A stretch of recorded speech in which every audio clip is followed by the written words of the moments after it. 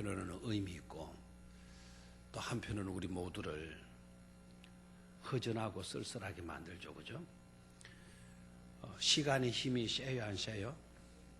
시간의 힘이 엄청나게 세죠. 세월 앞에 장수가 없다. 제가 세월이라 그러니까 여러분 헷갈리는 사람 많아요. 나이 앞에 장사 없다. 어느 게 맞아요? 나이 앞에 장사 없습니까? 세월 앞에 장사 없습니까? 세월 앞에 장사 없습니까? 세월이나 나이나 같이 가는 거죠.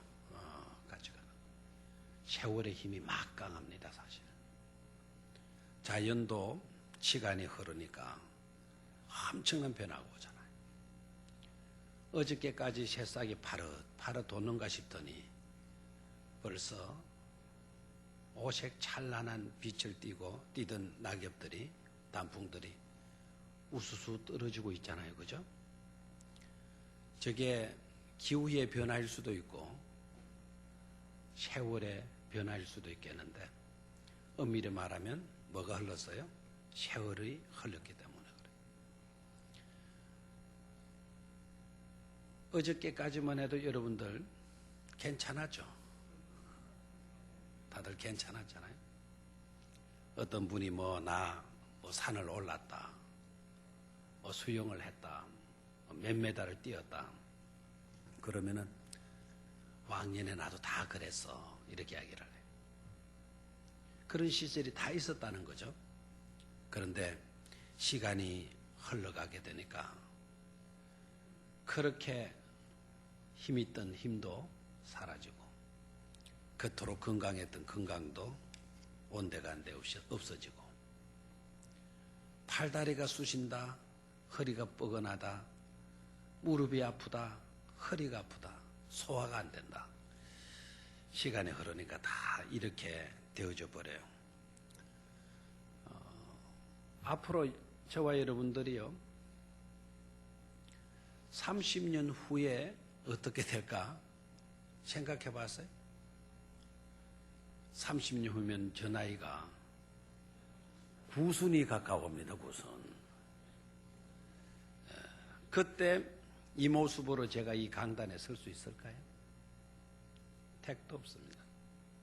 여러분이 이와 같은 모습으로 이 자리에 나와서 이렇게 앉아 있을까요? 혹시 타고난 건강이 있어가지고 이 자리에 나와 앉아 있을 수 있는 분이 혹이 있을는지는 몰라도요. 그러나 주름은 더 많아졌을걸요. 머리도 더 빠졌을 거고 아니면 더 백발이 되었을 거고 세월 앞에 장사 있다 없다? 없어요. 우리가 5년 뒤, 10년 뒤도 실은 아무도 예측할 수가 없어요. 10년 뒤에 혹 우리가 만났는데 길거리에서 만날 수 있고 아주 질 좋은 커피숍에서 만날 수도 있고 여기저기에서 만날 수도 있겠죠. 여행 중에서 만날 수도 있고 KTX에서 만날 수도 있고 여러 곳에서 만날 수 있지만은 그러나 오늘의 이 모습은 아닐 수 있죠. 그렇죠?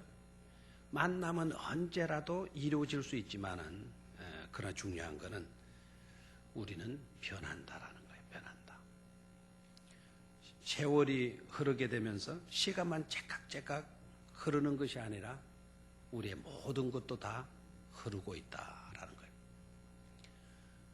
옛날에 우리 어르신들이 불렀던 노래들은 주로 어떤 노래입니까?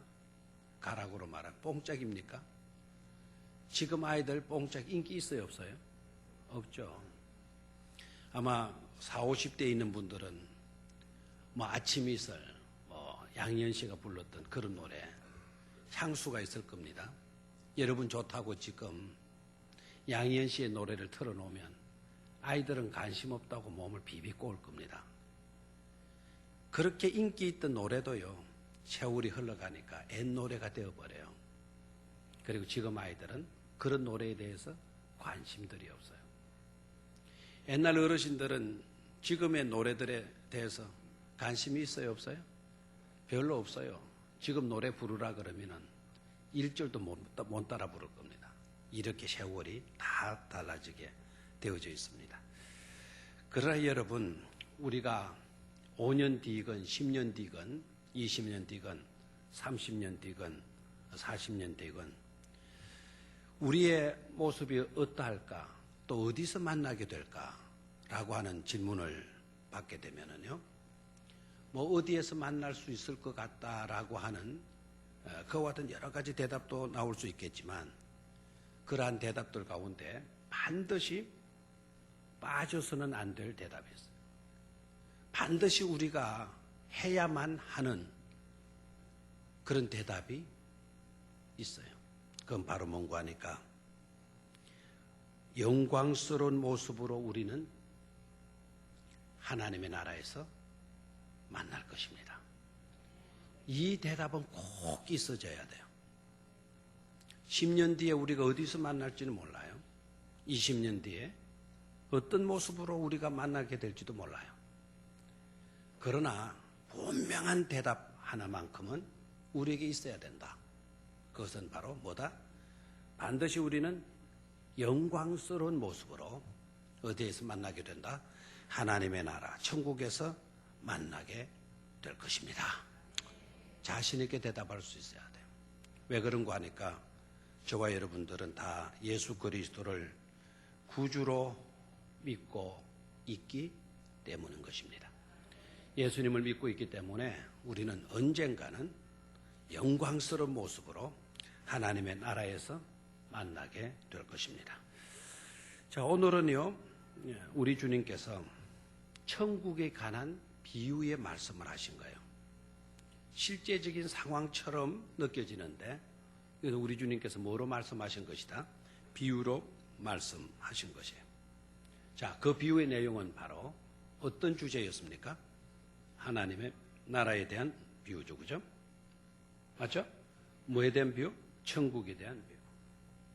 그래서 1절의 말씀을 보면은 그때의 천국은 마치 등을 들고 신랑을 맞으러 나간 뭐와 같다 하리니, 열처녀와 같다 하리니. 그래서 오늘 혹시나 여러분들 중에 이 내용을 잘 알고 있는 분들도 있을 겁니다.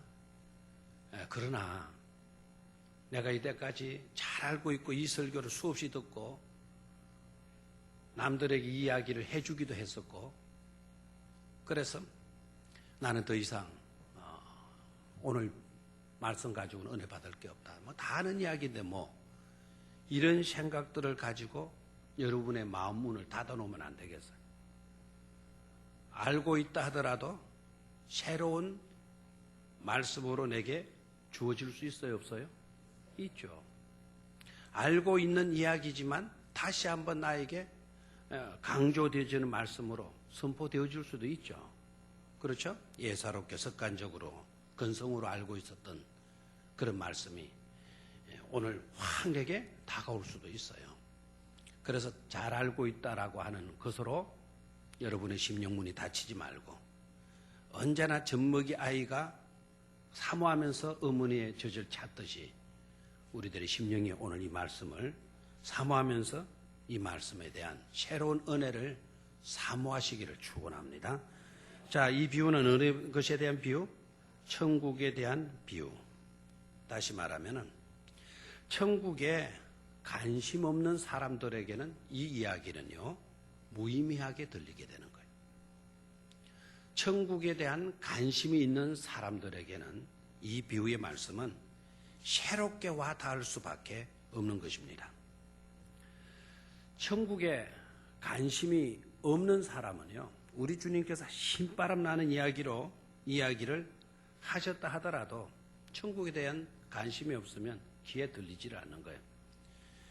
요사이 여러분 20시철이잖아요.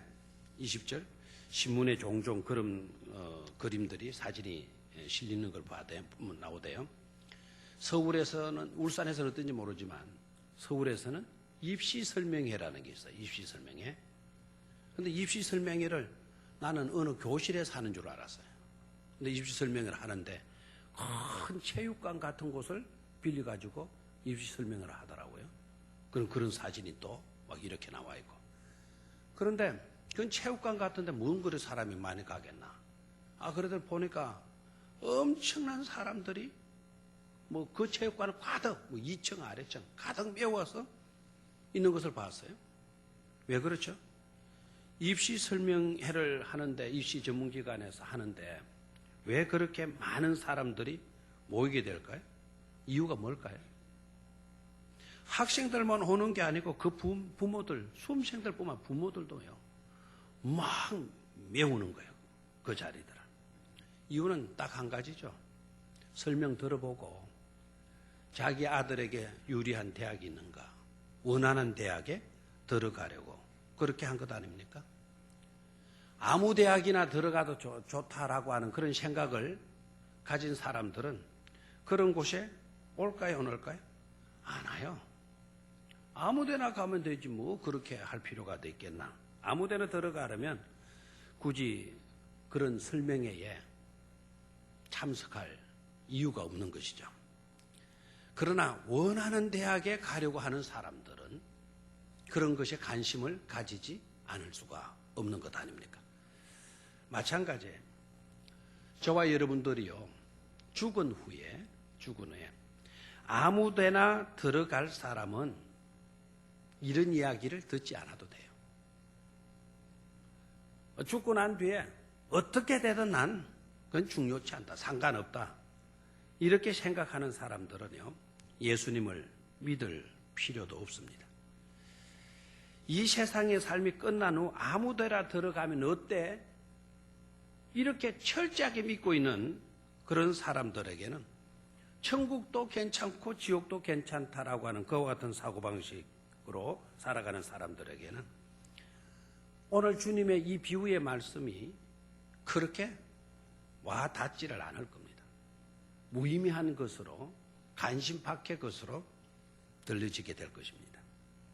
여러분 아셔야 돼요. 대학의 경우는 혹시 자신이 원하는 대학에 들어가지 못해도요, 좀 낮은 대학에 들어가도 돼요. 왜냐하면 얼마든지 공부를 할 수가 있어요. 다른 대학에서도 그 과목을 가르치니까 말이에요. 그런데 천국과 지옥에 들어가는 것은요, 이건 대학에 들어가는 것하고는 달라요. 까짓것 천국에 못 가면 지옥에 가서 살지 뭐. 이럴 사람이 있어요, 없어요? 아이고, 그러다가는 큰일 나죠.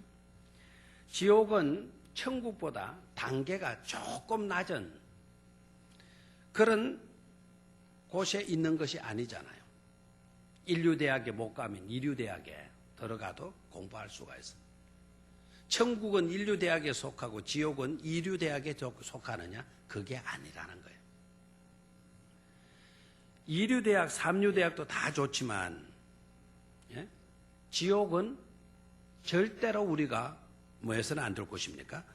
들어가서는 안 될 곳이지 않습니까? 천국보다 조금 못하는 곳이 지옥이다? 그게 아니잖아요. 지옥은 천국의 정반대이죠. 천국을 빛이라 그러면은 지옥은 뭘까요? 어둠이죠. 천국을 영광이라 그런다면 지옥은 뭐가 될까요? 저주가 되는 거죠. 천국은 무궁무진한 행복이 주어지는 곳이라고 한다면 지옥은 끝도 없는 뭐가 펼쳐지는 곳입니까? 불행이 펼쳐지는 곳이 되고 말지 않습니까? 천국은 생명이라고 한다면 지옥은 바로 뭘까요? 사망이에요. 천국은 평안이라고 한다면 지옥은 뭘까요? 고통의 연속인 거예요. 그러니까 나는 뭐 천국도 관심 없고 지옥도 관심 없고 나는 뭐 되는 대로 그래 살다가 그냥 가고 말 거야. 이와 같은 사고방식을 가지게 되면 그것처럼 불행한 것은 없다. 그것처럼 미련한 것은 없다. 그걸 교훈하고 있는 것이 바로 오늘 본문의 말씀이 되는 것입니다. 여러분, 반드시 여러분들은 천국에 들어갈 수 있게 되기를 축원합니다. 절대로 어디는 들어가서는 안 된다. 지옥에서는 들어가서는 안 된다. 지옥행을 선택해서는 안 된다는 것입니다. 자, 그러면 본문 속으로 좀 들어가서 첫 번째로 천국은요, 이 세상의 삶을 하나의 과정으로 만든다 하는 사실. 한번 다시 따라하십시오. 천국은 이 세상의 삶을 가정으로 만든다. 오늘 이와 같은 삶 자체가 뭐라고요? 과정, 시간의 연속성 속에 우리를 두고 있는 거다. 그러면은 이 세상의 삶이 과정이라고 한다면 우리들의 삶의 목적지는 뭘까? 그게 바로 뭐라고요? 천국이다라는 거예요. 천국. 그렇죠? 그러면 이 과정도 중요해요, 안 중요해요? 중요하죠. 그러나 이 과정도 중요하지만 더 중요한 것은 바로 뭐라고요? 목적지예요, 목적지. 그래서 우리가 눈을 떼어서는 안 될 곳이 있어요. 그건 바로 뭔 줄 알아요? 목적지예요. 농구하시는 분들이나 축구하시는 분들이나 골프를 하는 사람들이나 뭐 운동 경기 하는 사람들에게도 물어봐도 절대로 목적지에서 목적의 표적에 눈을 떼지 마라. 그런 걸 강조한대요. 뭐에서 눈을 떼지 마라? 목표물에서 표적에서 뭐를 떼지 말아라? 눈을 떼지 말아라. 우리가 이 땅에 살아가면서 시간의 연속성, 계속 시간이 흐르고 세월이 흘러가요. 세월이 흘러가서 우리의 모든 것들은 점점 사라지게 돼요. 그러한 과정 속에 우리가 있다 하더라도 우리의 눈은 어디에 머물러 있어야 된다? 목적지에, 표적에 딱 머물러 있어야 된다라는 거예요. 방금 제가 말씀드렸죠? 우리의 목적지는 어디라 그랬어요? 천국이라 그랬어요. 뭐에 대해서는 눈이 떨어져서는 안 된다? 천국에 대해서는 우리의 눈이 뭐 하지 말아야 돼요? 절대로 떨어져서는 안 된다라는 거예요. 알겠나요? 자, 농구하는 사람이 그 링, 볼대라 그러나요? 링에 눈을 딱 맞추고 주시해서 공을 그곳으로 던지잖아요. 물론 묘기 하시는 분들, 뭐 능수능하는 사람들은 안 보고도 그 골대를 안 보고도 공을 뒤로 던지고도 잡아야 여태요. 우리는 뚫어지게 쳐다봐도 제대로 못 잡아야 하는데. 근데 그분들은 뒤로 돌아서서 공을 던진다 해서 그냥 아무렇게나 던져가지고 들어가겠습니까? 아니죠. 뒤로 돌아서도 자기네 머릿속에는 어느 높이에, 어느 거리에 그 링이 있을 것이다라는 것을 생각할까요? 안 할까요? 하는 거예요. 안 보고 있어도 어느 쯤에 뭐가 있다. 내가 공을 넣어야 할 그 링이 그곳에 있다. 그걸 다 가고 그대로 던지는 거 아니겠습니까? 골프를 하더라도 이 사람들이 저 그 깃발을 꼽아놓은 그 표적을 보고 딱 채를 휘두른대요. 그 방향으로. 그와 마찬가지로 우리가 인생을 살아가면서 우리의 눈은 어디에 모아져야 된다? 천국에 항상 머물러 있어야 된다라는 거예요. 그런데 시시때때로 우리가 당황하고 방황하게 되는 이유들이 어디에 있는 거 아니까? 그 목적지에서 눈이 자꾸 떨어진다라는 거예요. 주변의 상황에 우리의 눈이 뺏긴다라는 거예요. 우리의 보는 것들에 초점이 뺏긴다라는 거예요. 여러분, 우리가 만약에 예를 들어서 서울을 간다고 생각을 해봅시다. 차를 몰고 가든지 아니면 고속버스를 타고 가든지 기차를 타고 가든지 쭉 달려요. 서울을 향해서 달리는 겁니다. 그러면 도로가에 펼쳐지는 풍경들이 있잖아요. 그렇죠? 있어요, 없어요? 있죠. 때로는 터널도 지나고 때로는 강 곁을 지나고 때로는 오색찬란한 단풍이 물들은 그런 산이 펼쳐지는 그런 계곡 사이로도 우리가 달리게 될 거예요. 근데 중요한 거는요, 그렇게 달리면서 모든 것을 다 봐야 될 필요성은 있어요, 없어요? 없어요. 피곤하면 졸아도 괜찮고, 펼쳐지는 광경이 좋으면 와 너무 좋다, 손뼉쳐도 괜찮고, 그렇죠? 그 과정 속에서는 우리가 다 뭐 봐야 될 필요성이 없어요. 나는 평사휴게소에 좀 평사가 아니죠, 올라갈 때는. 경산휴게소에 내려가지고는 거기에 카페 모카 한 잔을 마셨으면 좋겠는데, 아이, 기사가 그게 안 세우고 칠곡휴게소에 가 세우네요. 아이고, 경산휴게소에 안 세웠다고 원통해 할 필요도 있어요, 없어요? 없어요. 없어요. 휴게소 일일이 다 들리지 않아도 괜찮고요. 휴게소 다들 여러분 사고 싶은 거 다 못 사고 지나가도 다 괜찮아요. 중요한 거는 서울로 가려고 했는데 여러분들이 3,000% 빠졌다. 이렇게 되면 이거는 뭡니까? 이거는 심각한 문제이잖아요. 그렇죠? 잘 가다가 어디로 빠져버려요? 3,000% 빠지게 되면 안 되죠. 우리가 길거리에서 만난 사람들, 길에서 파는 음식들, 좋은 물건들, 보고 싶은 광경들, 그걸 다 봐야 될 필요가 없어요, 사실은. 그렇죠? 목적지를 향해서 가는 인생일 때. 근데 우리는 뭡니까? 지나가다가 그 과정 속에 있는 그렇게 크게 중요하지 않은 일들에 우리가 매료당하고 있다는 거예요. 내 정신도 팔려버리고 내 목적지도 잊어버리고 내가 마땅히 생각해야 할 그 생각조차도 엉뚱한 생각으로 이렇게 사로잡혀 있는 거예요. 이게 바로 문제라는 거예요. 오늘 주님께서 비유로 천국에 대한 말씀을 하시고 계시는데요. 바로 중요한 이것을 교훈하고 있어요. 중요한 게 뭔가? 중요한 걸 놓치게 되게 되면 우리는 별 수 없이 어리석은 인생을 살게 되는 가슴치고 통회할 수밖에 없는 그런 안타까운 미련한 처녀들이 되고 만다 하는 거예요. 그래서 목적지를 우리는 분명히 할 수 있어야 된다.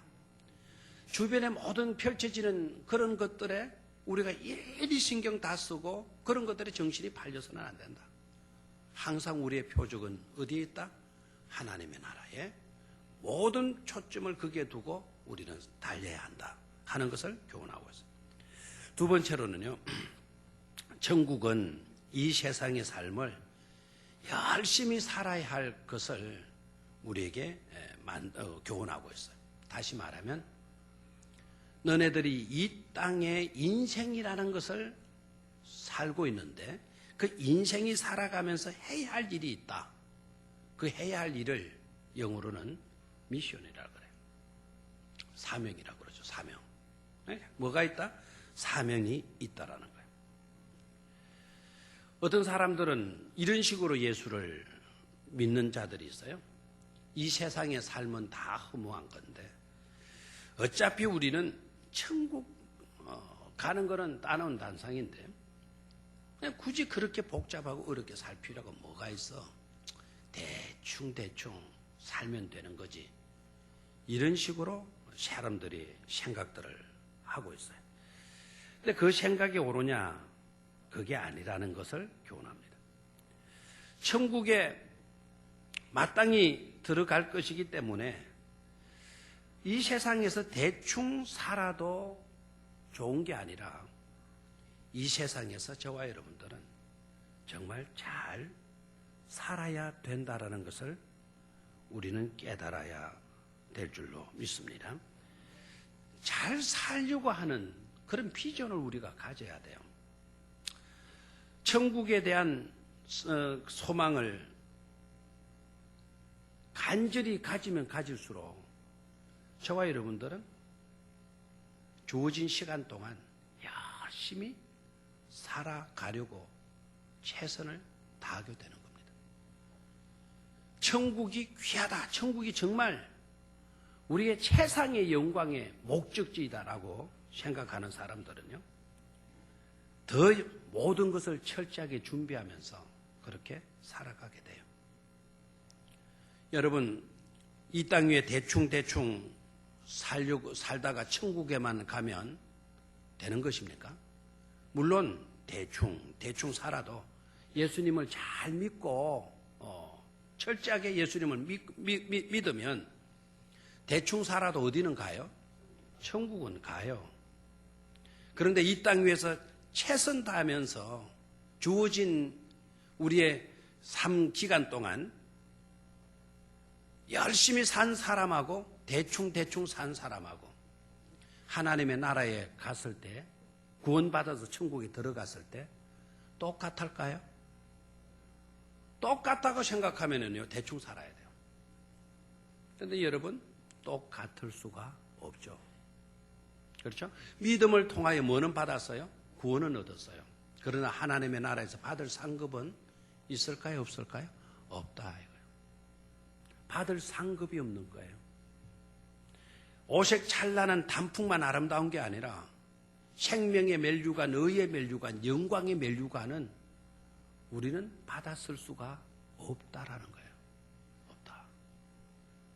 그러니까 우리는 이 땅에 살아가면서 호흡 있는 동안에는 열심히 주어진 일들을 잘 감당할 수 있어야 될 줄로 믿습니다.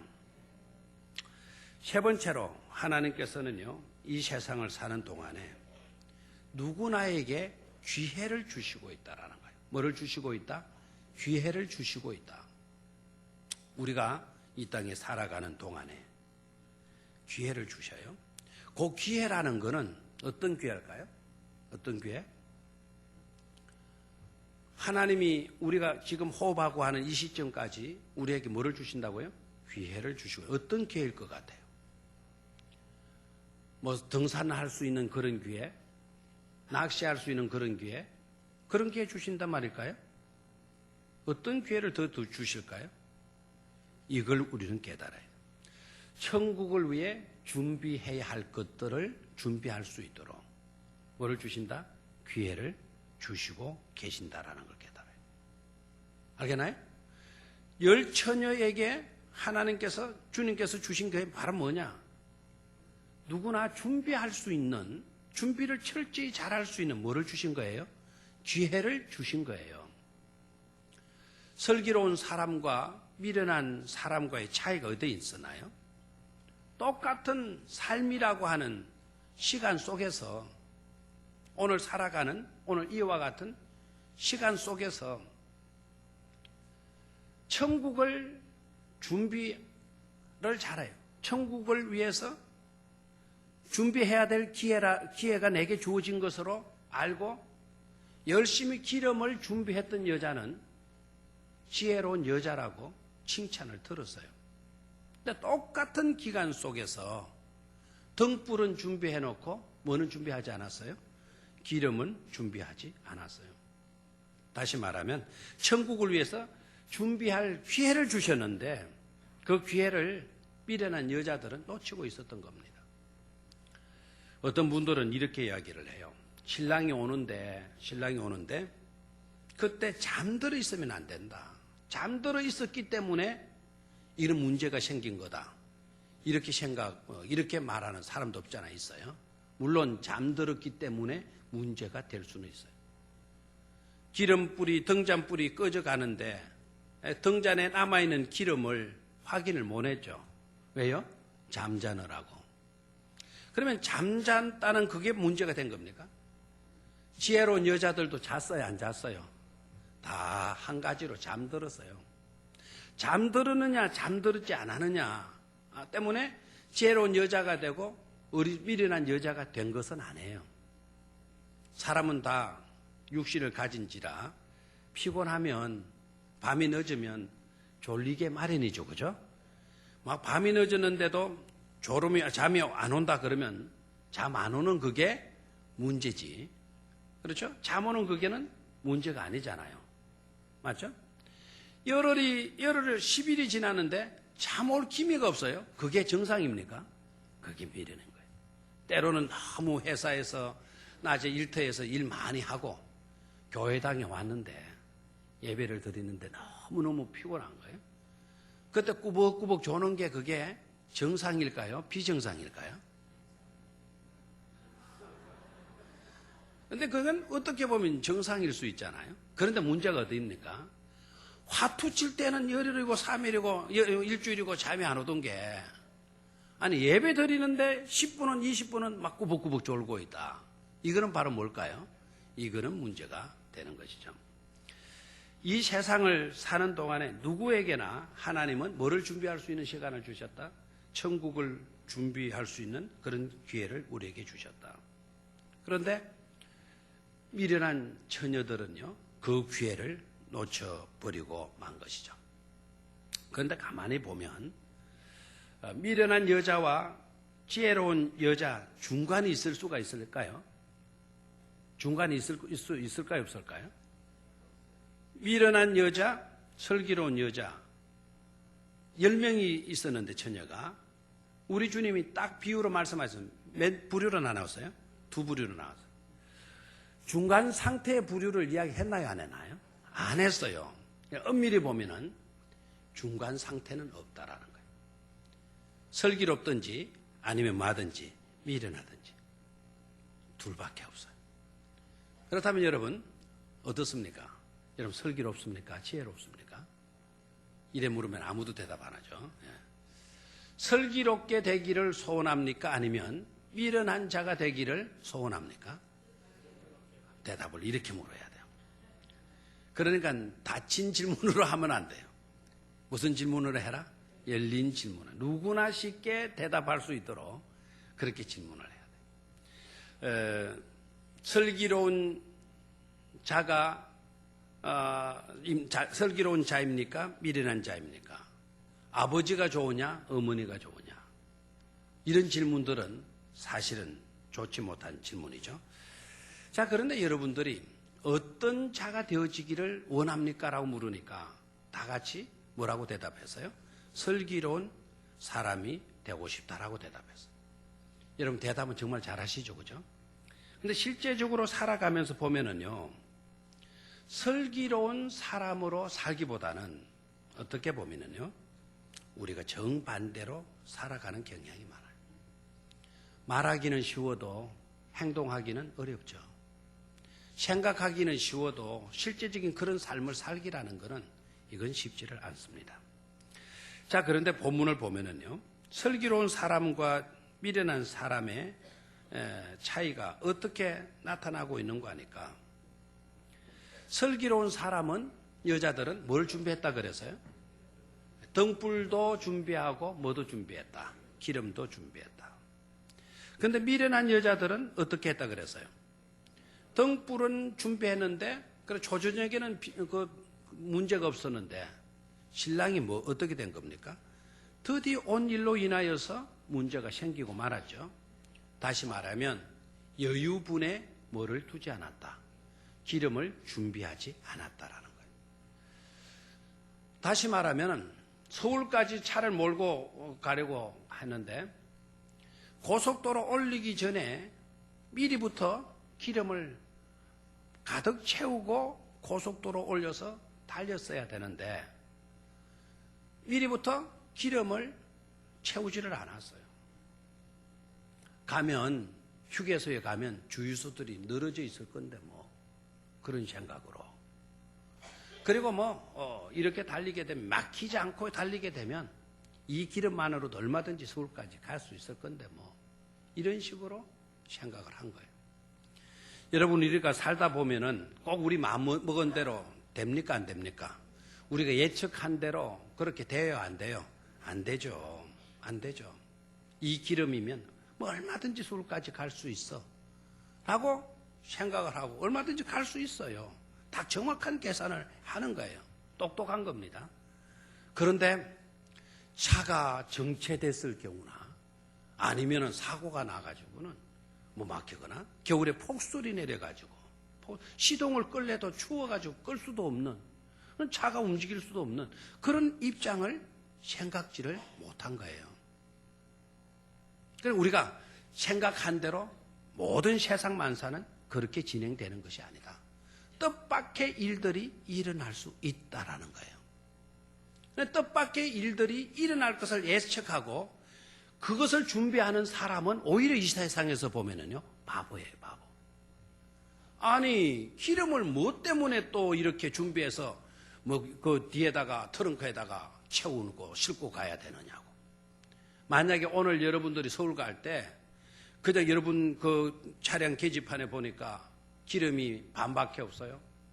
이거 좀 어느 정도 대구까지는 갈 수가 있겠지만 뭐 그렇다고 해서 여러분들이 기름통에 가다 주유소에 들려가지고 기름통에 휘발유를 몇 통이나 받아가지고 트렁크 속에 집어넣고 서울 갈 사람 있나요? 없죠. 저도 안 그래요. 내가 그 짓 하고 있으면 여러분들이 저 몽둥이 목사 아유, 언제 철들려나? 막 이렇게 손가락질 하려는지도 몰라요. 바보라고 이야기를 할까? 바보. 오늘 미련한 열처녀의 기준에서 보면은요, 슬기롭다고 주님께서 인정했던 그 여자들은 바보 같은 여자예요. 뭐 때문에 저렇게 기름통 준비해서 기름 준비하느냐고. 아니, 호롱에 기름이 들면 뭐가 그리 많이 든다고 그 기름을 준비하고 저 난리통을 시키느냐고. 우리들의 결혼 풍습에서 보면은 신랑은 항상 언제 와요? 일찍 와요? 더디 와요? 항상 결혼 예식에 보면 신랑은 초저녁에 온단 말이에요. 초저녁에. 신랑이 더디 오는 법이 어디 있어? 초저녁에 오는데.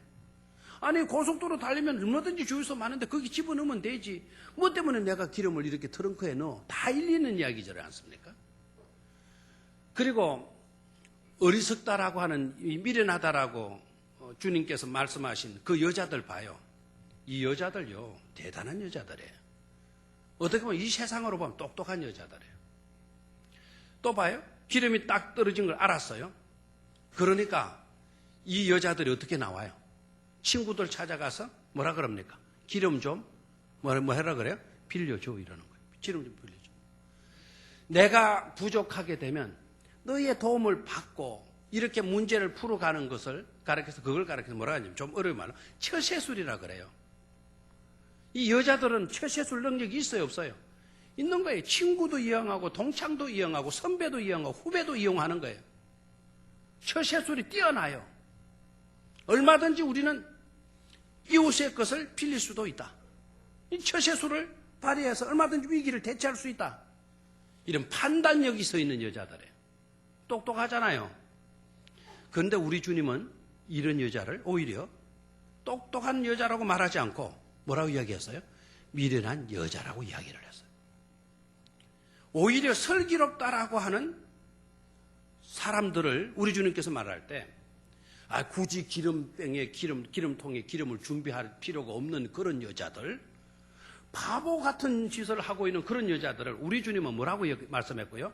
슬기롭다고 말씀을 했고, 처세술을 발휘해가지고는 이렇게 얼마든지 문제를 풀어갈 수 있겠구만, 그런 짓도 안 하고 꾸벅꾸벅 자기 기름이나 챙기고 앉았는 그런 여자를 우리 주님은 오히려 뭐하다 그랬어요?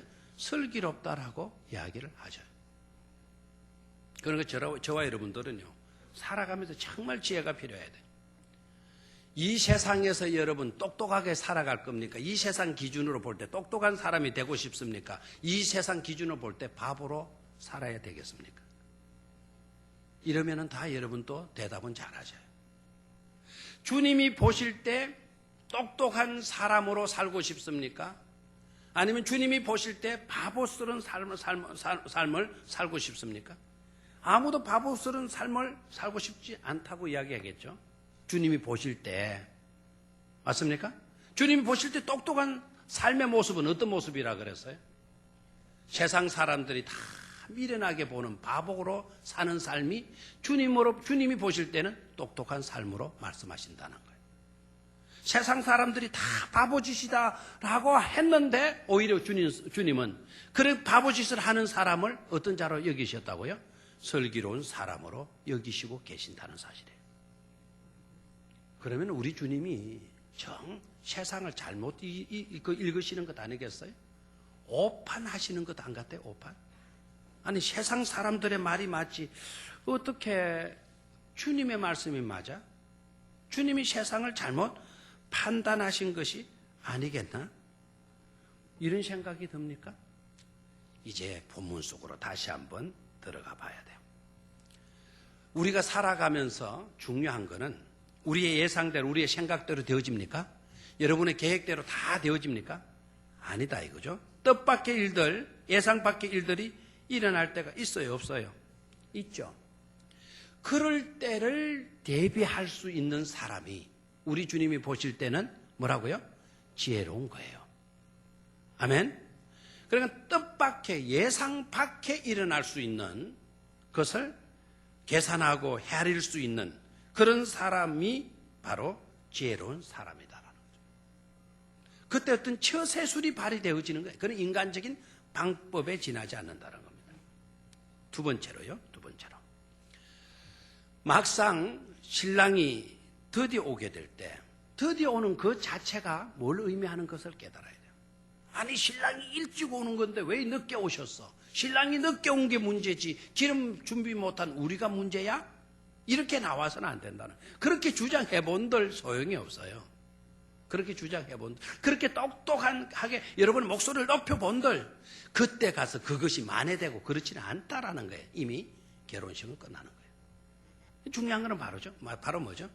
주님이 일찍 오건 늦게 오건 그거는 우리가 상관할 바다 상관하지 말아야 될 부분이다. 우리의 상관, 우리의 영역 속에 있는 게 아니다 이거예요. 그건 내가 할 수 있는, 우리가 요구해서 되어질 수 있는 것이 아니다. 누구의 주관입니까? 그거는 주님의, 신랑의 뜻이에요. 알겠습니까? 신랑이 사건이 생겨가지고, 사고가 생겨가지고 늦을 수도 있고, 아니면 신랑의 의도적인 어떤 생각이 있었기 때문에 늦을 수도 있는 거예요. 근데 우리 주님이 비유 속에서 신랑이 드디어 왔다? 이 신랑이 드디어 왔다라고 하는 이거는 의도성을 띠고 있어요. 왜 드디어 오셨겠나 이거예요. 왜 드디어 오셨겠나. 일찍 오시지 않고 왜 드디어 오셔서 우리한테 이렇게 어려움을 겪게 만드나? 그런 식으로 생각하면 안 돼요. 신랑이 드디어 오시게 된 거는요, 많은 사람들에게 기회를 주시기 위함에 있다라는 거예요. 누구를 맞을 수 있는 기회, 신랑을 맞이할 수 있는 기회를 주시기 위해서 드디어 오신 거라 이 말입니다. 아멘입니까? 제가 그 목사고시를 칠 때 생각이 안 나는 거예요. 시험 문제를. 소망교회에서 시험을 치는데 생각이 안 나요. 진짜만 잘 나는 거죠. 첫 시간부터 생각이 안 나요. 첫 시간이 성경인데 진땀이 팍 나요. 전날 먹은 감기약이 이게 사람을 완전히 멍하게 만드는 거더라고요. 알기는 알겠는데 이게 연필이 놀려지도 않고 이걸 표현을 못 하겠어요. 그래서 공경을 쩔쩔 매고 있을 때 한 목사님이 딱 오시더니 저 곁에 서시더니 너무 당황하지 말고 침착하게 그냥 아는 대로 쓰라고, 아는 대로. 어깨를 한번 툭툭 두드려 주셔요. 그 목사님이 오셔가지고 어깨를 툭툭 쳐주시는데 그때부터 이제 딱 써지기 시작하는 거예요. 그런데 시간은 5분 정도밖에 안 남았어요. 그때 남들은 70분, 80분 치는 시험을 5분 동안 너 어떻게 씁니까? 5분 동안. 그런데 그 목사님이 저희 곁에서 다른 시험지는 다 거두고 휴식 시간까지 줄 거니까 계속해서 써도록 하라고. 감사해요, 안 감사해요? 감사하죠. 저 시험지를 15분 동안 늦게 기다려 주시는 거예요. 기다려 주시는. 왜? 내가 한 번이라도, 한 문제라도 뭐 하라고? 더 쓰라고. 우리 주님이 왜 드디어 오실까요? 신랑이 왜 드디어 오실까요? 한 사람이라도 더 신랑을 맞이할 수 있는 기회를 주시기 위함에 있다라는 것을 깨닫기를 축원합니다. 초대교회부터 우리 주님이 곧 오신다 그래서 곧 오신다. 근데 곧 오신다는 게 지금 얼마나 흘렸어요? 2000년이 지나고 있잖아요. 어떤 사람 왜 안 오시나? 왜 안 오시나? 막 그걸 불만해요. 그럴 필요가 없어요. 왜 드디어 오실까요? 아직도 이 산 골짜기 저 산 너머에서 예수 믿지 않고 아직도 어둠 속에서 살아가는 그 영혼들 하나라도 주님께로 더 돌아오기를 기다리기 위해서, 그런 자들에게 예수님을 믿을 수 있는 기회를 주시기 위해서 우리 주님이 오시는 템포를, 속도를 늦추고 계신다라는 것을 우리는 생각할 수 있어야 될 줄로 믿습니다. 또한 우리 주님께서 늦게 오시게 된 이유가 바로 뭘까요? 주님이 신랑이 딱 오시게 되니까 인생은 달라졌어요? 안 달라졌어요? 달라졌죠. 처세술 발휘하면 된다. 열심히 우리의 계산을 앞세워가지고 정확하게 시간 계산해가지고 요 정도면 되겠지. 그렇게 똑똑한 계산을 앞세우고 그렇게 살아가는 사람들을 역전시키는 거예요. 우직하게 주어진 본분에 무직하게 봉사하고 충성하는 그런 사람들을 하나님께서는 존귀케 하시기 위해서 우리 주님이 늦게 오시는 거예요. 주님이 오시게 되니까 딱 상황이 달라졌잖아요. 그렇죠? 적당하게 준비하고 적당하게 살아가려고 했던 그런 사람들은 그 제사, 그 기름을 준비하러 나가봤지만 파는 데도 없잖아요. 맞죠? 구할 수가 없어요. 구할 수도 없어요. 그럼 그 이미 돌아오니까 그 잔치집에 대문을 뭐 해버렸어요? 닫혀지고 말았다라는 거예요. 닫혀지고 말았다. 여러분, 우리가 주님 오시는 동안까지 정말 열심 있는 바보가 되시기를 축원합니다. 좀 바보스럽게 우직하게 일하세요. 일하세요. 기름도 좀 더 충분히 준비하시고요. 똑같은 일을 하도 좀 더 하려고 하는 그와 같은 마음으로 충성하십시오. 뭐 저렇게 예수를 어렵게 믿어 편하게 믿지. 여러분, 이런 말에, 달콤한 말에 여러분들의 믿음이 흔들려서는 안 되는 거예요. 좀 더 열심히, 좀 더 바보가 되고, 좀 더 준비하고, 좀 더 여러분들의 사명을 불태울 수 있는 그런 저와 여러분들이 되어야 될 줄로 믿습니다. 바보라고 여기고 형편없이 믿고 저렇게 순종해야 되나, 저렇게 열심히 할 필요가 어디가 있어? 지금 이런 놀림감을 당할는지 몰라도 신랑이 딱 오게 되게 되면 놀렸던 사람들이 낭패를 당하게 되고 놀림감이 되었던 여러분들은 신랑과 함께 축제의 현장 속으로 들어가게 될 줄로 믿습니다. 그것을 깨달아야 돼요.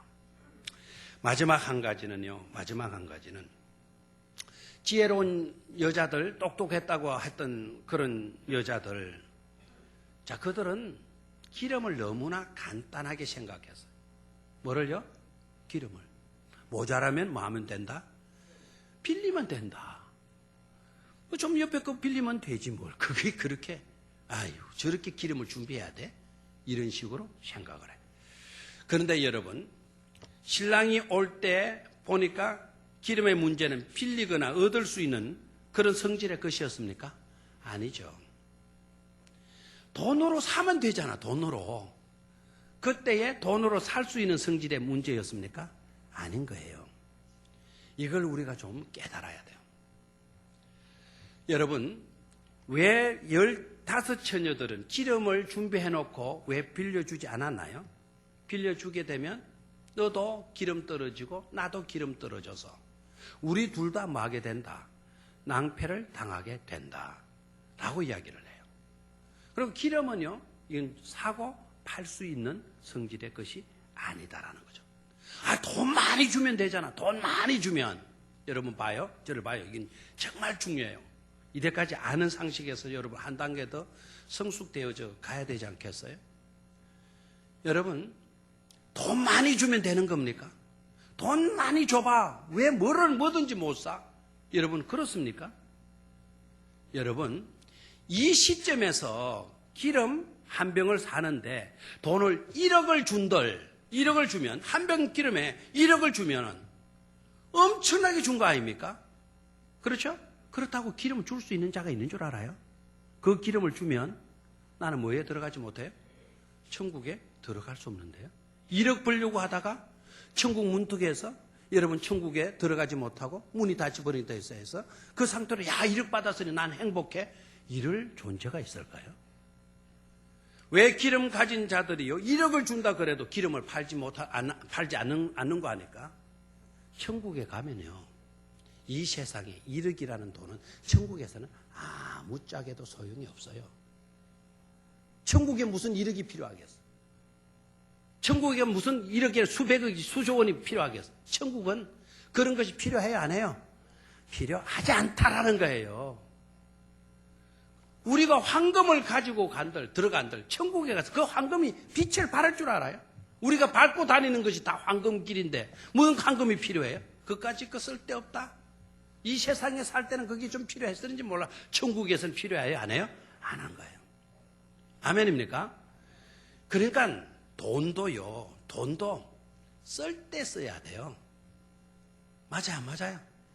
돈도 이 신랑 오기 전에 기름 돈 주고 사놨어야 돼요. 그때 가서 돈 가지고 내가 뭘 하겠다? 천만의 말씀이요. 천국에는 이 세상에 돈 하나도 화폐 하나도 필요 없어요. 실감이 안 나는 모양인데 우리나라가 지금은 잘 살아서 괜찮아요. 굉장히 잘 살아서 괜찮아요. 근데 우리나라가 못 살 때 우리나라 그 돈 가지고 미국에 가서 우리나라 돈으로 엄청나게 돈을 천마지게 살 수 있는 돈을 미국에 가지고 갔어요. 미국에 가서 그거 쓸 수 있습니까? 옛날에 못 써요, 있어요.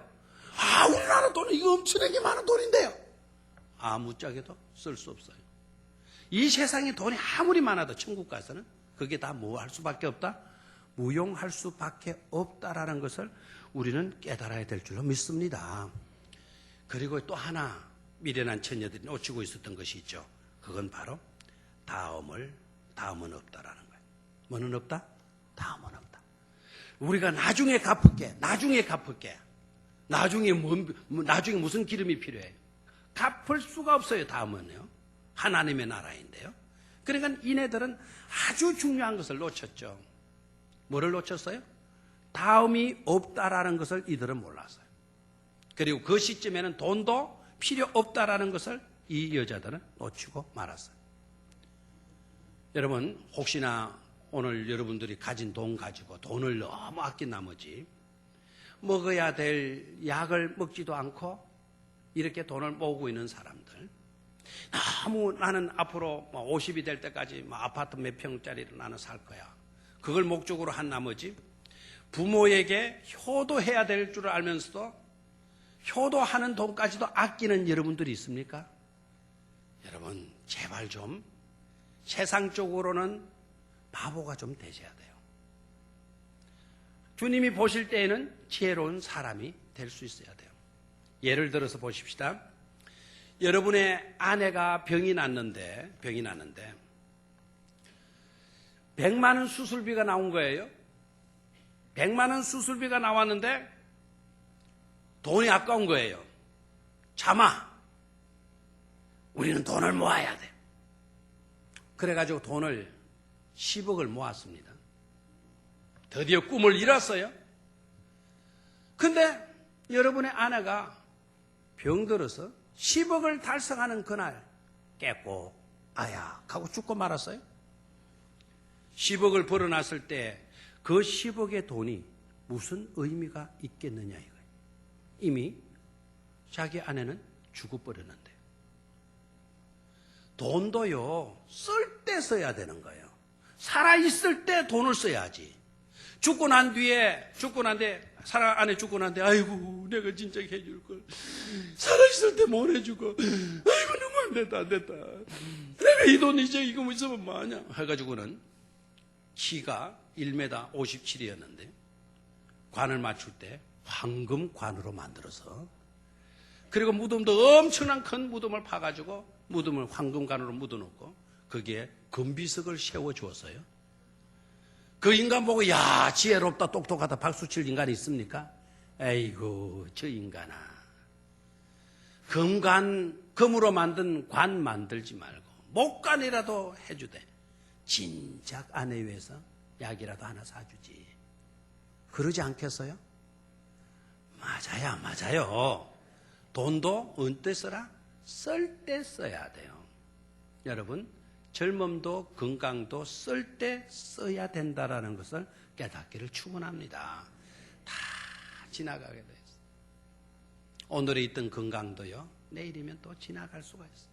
요만큼만 건강이 있다 하더라도 요만큼만 건강 가지고도 내가 해야 할 일을 오늘 찾고 그 일을 하되 좀 더 하려고 하는, 좀 더 많이, 좀 더 철저하게 준비하려고 하는 그와 같은 믿음으로 살아가게 될 때 우리는 지혜로운 사람이라 칭찬 들을 수 있는 줄로 믿습니다.